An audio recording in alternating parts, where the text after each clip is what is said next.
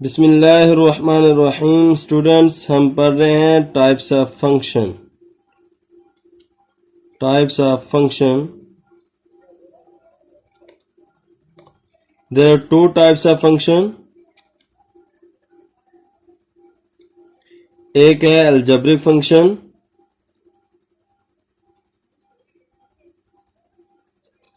And then दूसरा है non algebraic function.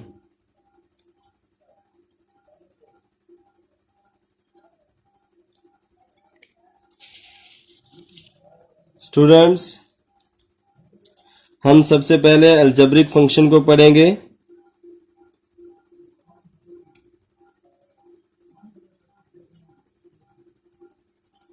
There are 5 types of algebraic function. Number 1 students, polynomial function.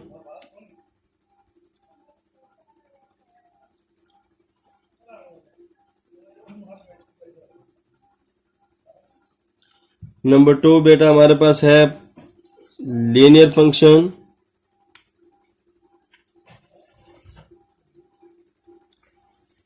Number 3 हमारे पास है identity function.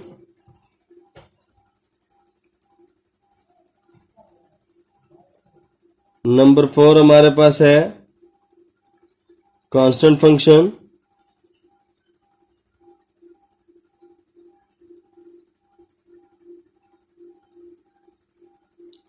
And number 5 हमारे पास बेटा है रेशनल फंक्शन।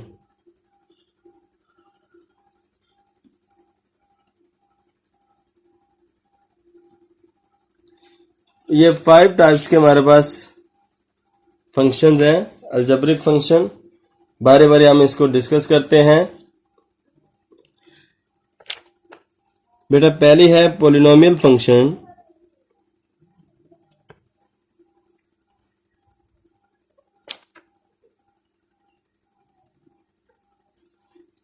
देखें, पोली मीन्स मैनी, बहुत ज्यादा। नोमियल मीन्स रकमें। ऐसा फंक्शन जिसमें एक से ज्यादा रकमें मौजूद हों पोलिनोमियल फंक्शन कहलाता है। जी हाँ स्टूडेंट्स, दोबारा सुनिएगा। पोली मीन्स मैनी, नोमियल मीन्स रकमें। ऐसा फंक्शन जिसमें एक से ज्यादा रकमें मौजूद हों।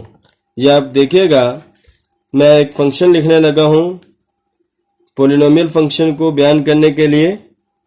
हमारे पास सपोज एक फंक्शन है an x की power n plus an minus 1 x की power n minus 1 plus an minus 2 x की power n minus 2 plus up to so on. ये क्या हो जाएगा? a0।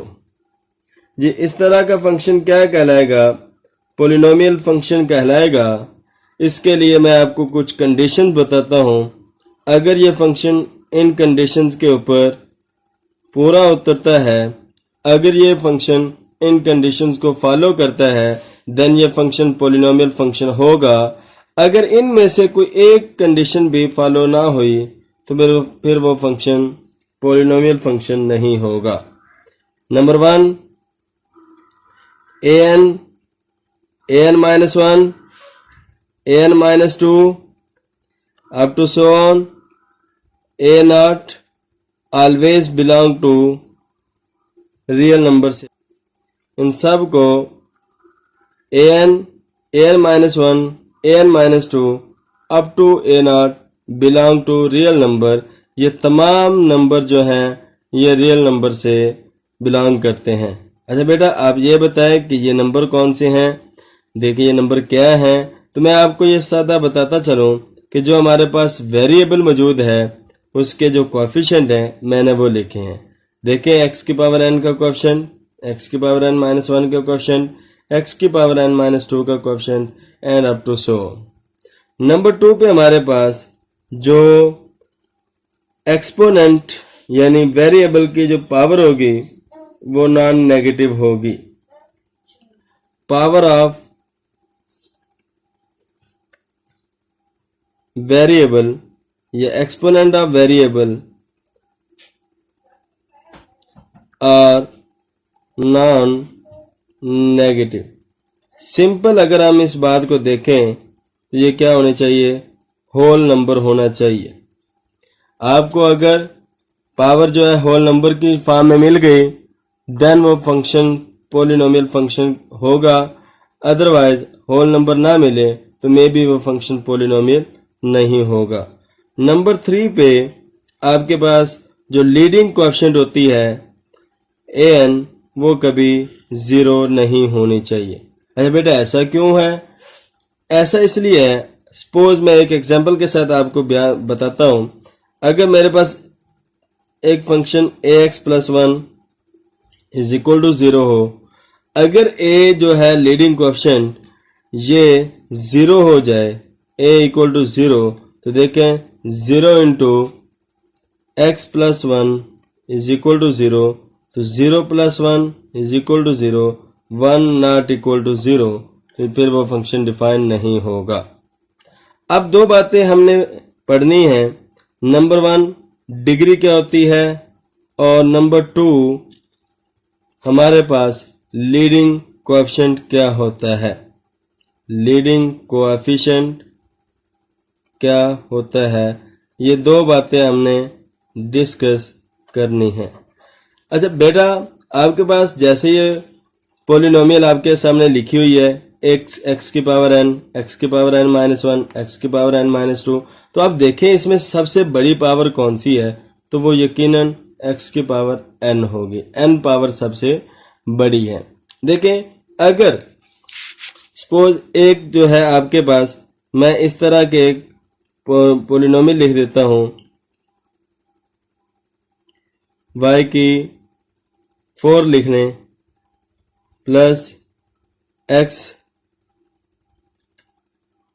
8 लिखने, तो इसमें आपके पास सबसे जो बड़ी पावर होगी, इसमें 3 वैल्यूज हैं, हमारे पास 3 रकमें मौजूद हैं, तो एक रकम में जितने वेरिएबल्स होंगे उनके पावर्स को हम ऐड करेंगे, तो यहाँ 7 प्लस 3 8 और 10 या 6 और यहाँ 8, तो सबसे बड़ी पावर 10 आ गई, तो इसकी जो लीडिंग डिग्री होगी वो क्या होगी, 10 होगी। यानी जितने भी वेरिएबल इन्वॉल्व हो जाएं उनकी पावर्स को आप क्या कर दें, जमा कर दें। इसी तरीके से जो हाईएस्ट डिग्री वाली वैल्यू होगी, इसका जो भी यहाँ पे कोएफिशिएंट होगा, वो 5 हो, वो 7 हो, वो कुछ भी हो, हाईएस्ट डिग्री वाले वैल्यू के जो कोएफिशिएंट होगा, हाईएस्ट डिग्री वाली वैल्यू का जो कोएफिशिएंट होगा वो आपका लीडिंग कोएफिशिएंट होगा। तो यहाँ पे हाईएस्ट डिग्री जो है आपके x की पावर n है, तो इसका कोएफिशिएंट an है, तो इसलिए मैं कह रहा था an नॉट इक्वल टू 0 होना चाहिए। अब हम चलते हैं नंबर 2 पे, लीनियर फंक्शन। ऐसा फंक्शन, बातें तो आपने समझ ली, ऐसा फंक्शन जिसमें highest degree of variable is 1 होना चाहिए। ऐसा फंक्शन जिसमें वेरिएबल की हाईएस्ट पावर वो 1 हो, ऐसा फंक्शन लीनियर फंक्शन कहलाता है। जी इसमें हमारे पास कुछ बातें आपने ध्यान में रखनी है कि लीनियर फंक्शन की डोमेन और रेंज, डोमेन और रेंज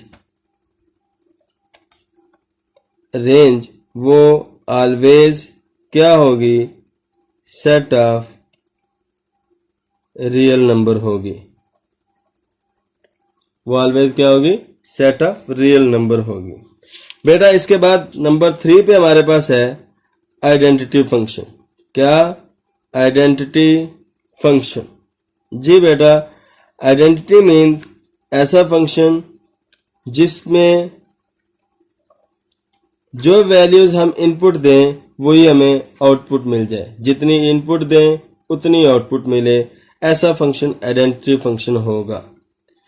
ये मैंने एक फंक्शन लिखा y is equal to x, तो हमारे पास x की कोई भी वैल्यू देंगे, जो वैल्यू x की हम देंगे वही वैल्यू हमें y की मिलेगी, तो ऐसा फंक्शन आइडेंटिटी फंक्शन होगा। अगर हम x की 1 वैल्यू देते हैं तो y की 1 होगी, अगर हम x की 2 वैल्यू देते हैं तो y का आंसर 2 आएगा। अगर हम x की 3 वैल्यू देते हैं तो y का आंसर 3 होगा।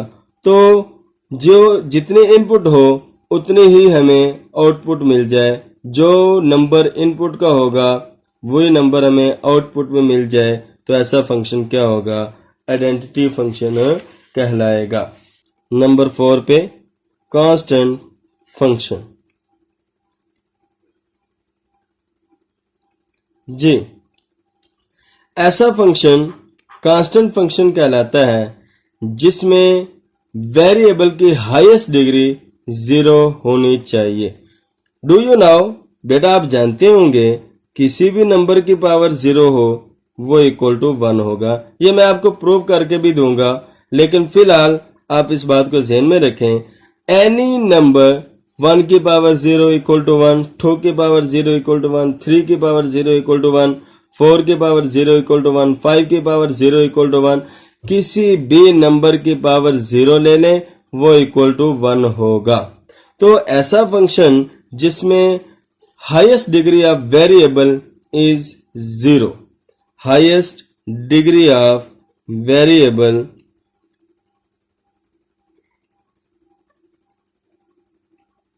वेरिएबल इज 0, तो ऐसा फंक्शन क्या होगा?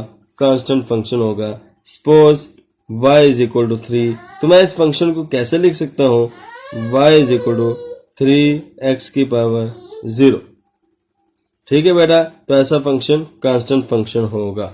नेक्स्ट बेटा हमारे पास रेशनल फंक्शन नंबर 5 पे आ गया। तो आप देखें, रेशनल नंबर हमेशा बटे में लिखा जाता है और बटे के ऊपर न्यूमरेटर होता है। इन वेरिएबल में यहाँ x इन्वॉल्व कर लेता हूँ और बटे के नीचे डिनोमिनेटर लिखा जाता है और इसमें भी x वेरिएबल इन्वॉल्व कर लेता हूँ। बेटा आप देखें, ये हम एक बात करते होते हैं। पहले तो आप ये समझें कि d ऑफ x डिनोमिनेटर कभी 0 नहीं होना चाहिए। अच्छा बेटा ऐसा क्यों? मैं आपको आंसर जरूर दूंगा, लेकिन बेटा आप 5 सेकंड के लिए सोचें कि डिनोमिनेटर 0 क्यों नहीं होना चाहिए।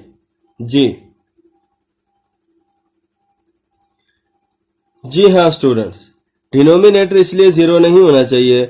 अगर हम किसी भी नंबर के नीचे डिनोमिनेटर को 0 रखते हैं तो वो अनडिफाइन हो जाता है।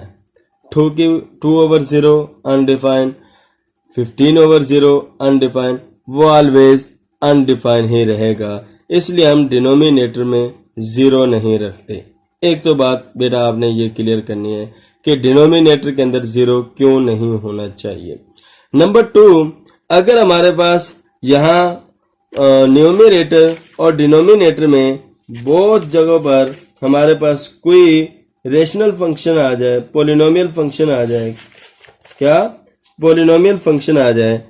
सपोज मैं एक फंक्शन लिखता हूँ 2x4 - 3x³ plus 2x - 1 over x⁴ plus x² plus 1। Both are polynomial function. Numerator में भी और डिनोमिनेटर दोनों जगहों पर ये क्या है? पॉलिनोमियल फंक्शन है। तो ऐसा फंक्शन क्या कहलाएगा? रेशनल फंक्शन कहलाएगा। उम्मीद है बेटा आपको इन सारी बातों की समझ आ गई होगी। जी, डिनोमिनेटर और domain of rational function is the set of real number, यानी रेशनल फंक्शन की जो डोमेन होगी वो हमारे पास सेट ऑफ रियल नंबर होगी। क्या होगी बेटा? सेट ऑफ डोमेन और सेट ऑफ रियल नंबर। ये बात भी आपने याद रखनी है। इंशाल्लाह बेटा नेक्स्ट लेक्चर में हम एक्सरसाइज स्टार्ट करेंगे और यकीनन इंशाल्लाह हम उससे आगे लेकर चलेंगे।